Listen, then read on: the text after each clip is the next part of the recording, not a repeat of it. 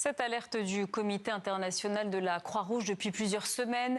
Dans l'est de la RDC, dans le territoire de Fizi, les violences font rage entre l'armée congolaise et le groupe armé AFC M23 soutenu par le Rwanda. Depuis un mois, l'hôpital est débordé par l'arrivée massive de blessés. Le point avec Laure de Matos et Amani Alimazi. Des jours que l'hôpital de Fizi ne désemplit pas. Des blessés de guerre arrivent quotidiennement, transportés par le CICR déployé au sud Kivu, ou par moto, par des proches, après des heures, voire des jours de route. 80% de ces hommes souffrent de blessures par balle aux membres, comme ce combattant Wazalendo touché sur le front à Makobola, plus au nord.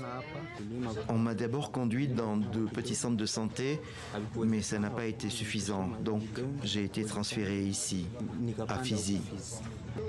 Dès que je suis guéri, je retourne là-bas pour libérer mon pays, pour ne pas être envahi par le M23.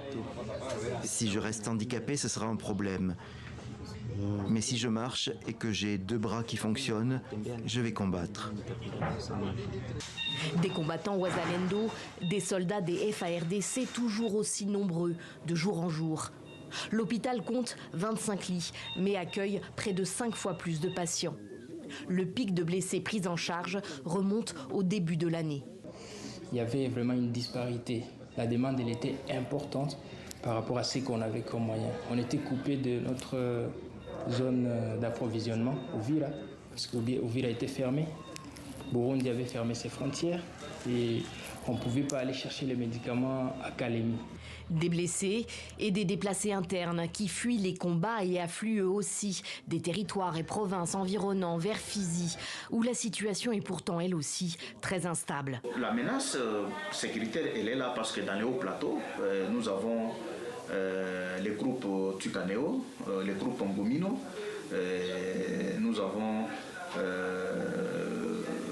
les groupes de l'armée rwandaise qui est arrivé à Minembwe, qui veulent progresser vers Fizi pour prendre Kalemi et progresser vers les Grands Katanga.